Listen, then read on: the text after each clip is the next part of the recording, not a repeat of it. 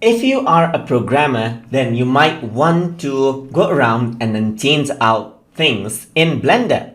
So you can actually do that because Blender is an open source application which lets you view and edit code as per your liking.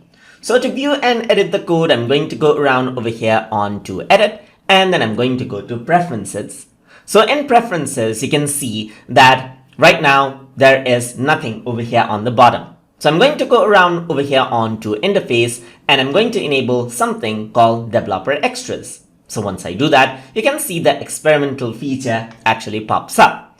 And that is whenever you right click any of the things right here, you get something called edit source. But before you go and view the codes, I'm going to go around and close this, and now on the view, I'm going to go to text editor which I'm going to use to view the codes.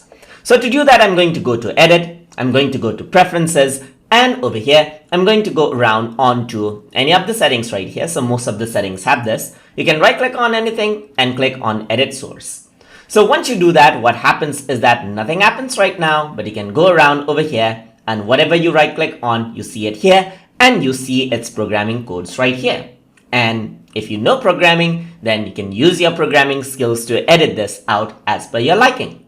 I'm going to go around over here onto edit, onto preferences right here, and let's say I'm going to go to animation, right click, you can edit the source and you get that particular code. Similarly, you can go around over here, edit the source, and then you see that code right here. Right click, edit source right here, and then once you do that, you can see the properties, you can see Blender. So all of the things that you right click on, it'll show up right here as you can see, and then you can edit the code as per your liking.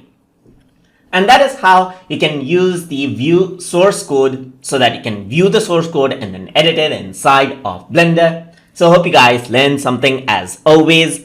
And as always, please like, comment, share, and subscribe.